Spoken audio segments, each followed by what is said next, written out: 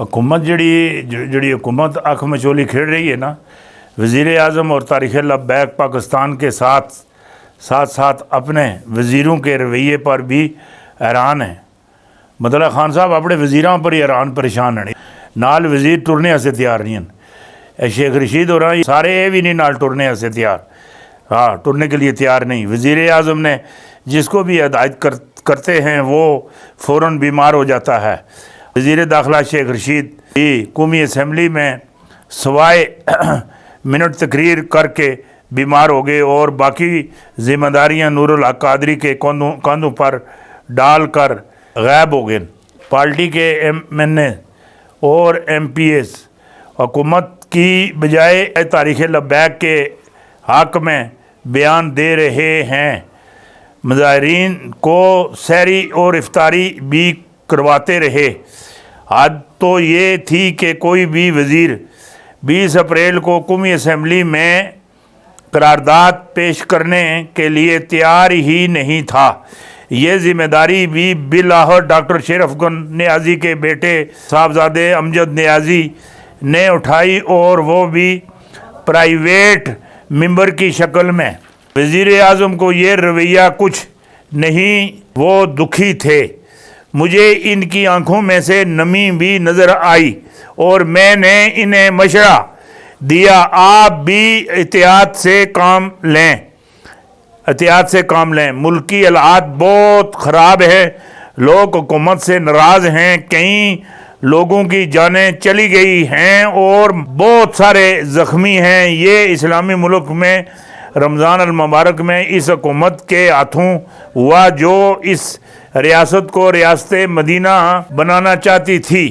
یہ بے تاشے اساس معاملہ ہے اور ناموس رسالت پر بھی کوئی مسلمان خاموش نہیں رہ سکتا۔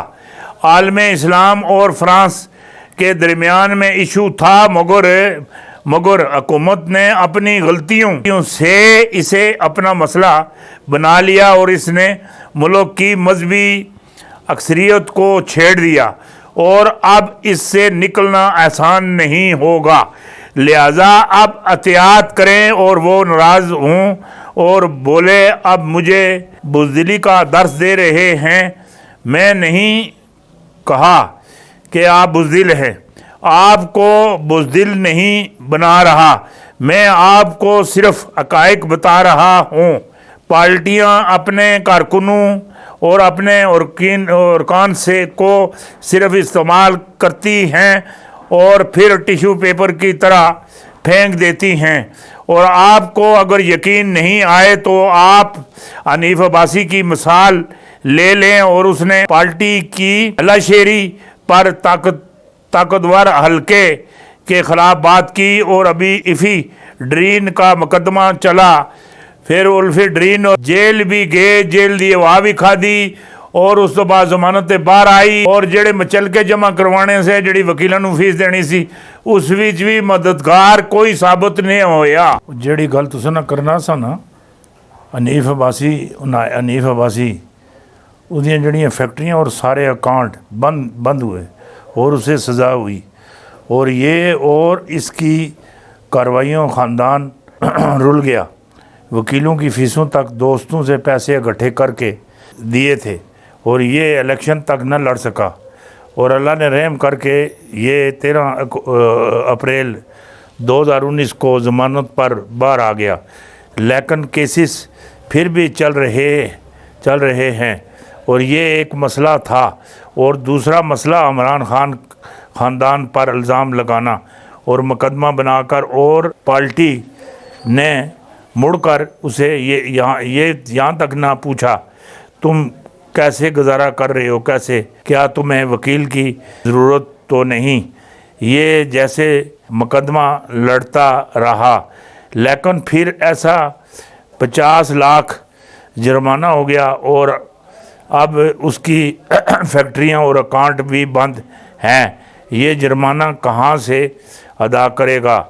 ایک سینئر نے اس کی بھاری رقم دینی تھی۔ حنیف عباسی نے اپنی پارٹی کے تمام سینئر لوگوں کی منتیں کی کہ آپ مہربانی کر کے مجھے میرے ہی پیسے لے دیں تاکہ میں جرمانہ ادا کر سکوں، لیکن کسی نے بھی اس کے معاملے پر بھی اس کی طرف مدد نہیں کی، حتیٰ کہ عدالت نے 2 دن پہلے اسے گرفتار کر کے پیش کرنے کا حکم جاری کر دیا۔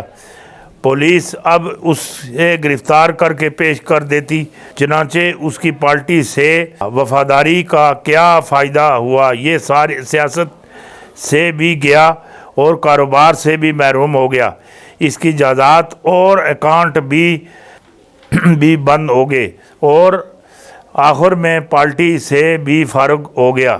یہ اگر سمجھدار ہوتا تو یہ پارٹی کی ہدایت کے باوجود ریڈ لائن کراس نہ کرتا، یہ دوسروں کی طرح قائد محترم کرتا رہتا اور باہر نکل کر 1-2 نعرے مارتا اور غائب ہو جاتا، اور پھر اسپتال میں داخل ہو کر وقت گزار لیتا، یہ بھی بچ جاتا اور اس کی سیاست بھی۔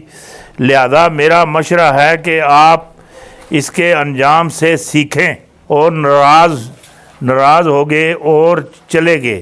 یہ بھی جذباتی قوم کے ایک جذباتی سیاستدان ہیں، اور یہ پوری حکومت جذبات، غیر منفی توقعات اور ناتجربہ کاری کا مربع ہے۔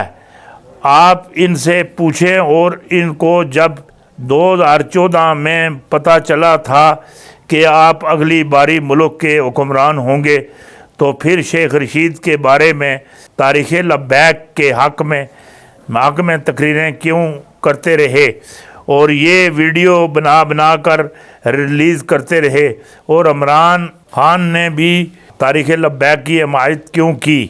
آپ چلیں، ناتجربہ کار اور جذباتی تھے، اور ہم مان لیتے ہیں، لیکن پھر 16 نومبر 2020 کو تحریری معاہدہ، اور اس پر وزیر داخلہ بریگیڈیئر اعجاز شاہ اور وزیر مذہبی امور نور الحق قادری کو بھی دستخط کرنے کا کیا ضرورت تھی؟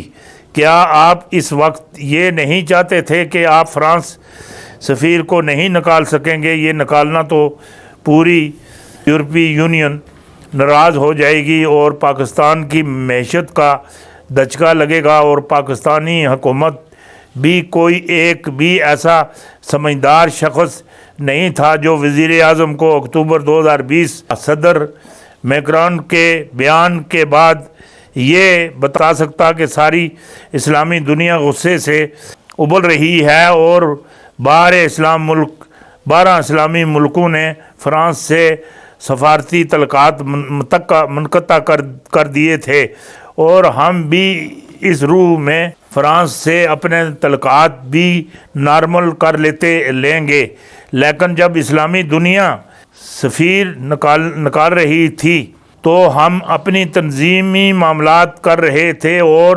آج جب پوری اسلامی دنیا میں امن ہے تو ہماری سڑکیں بند ہیں،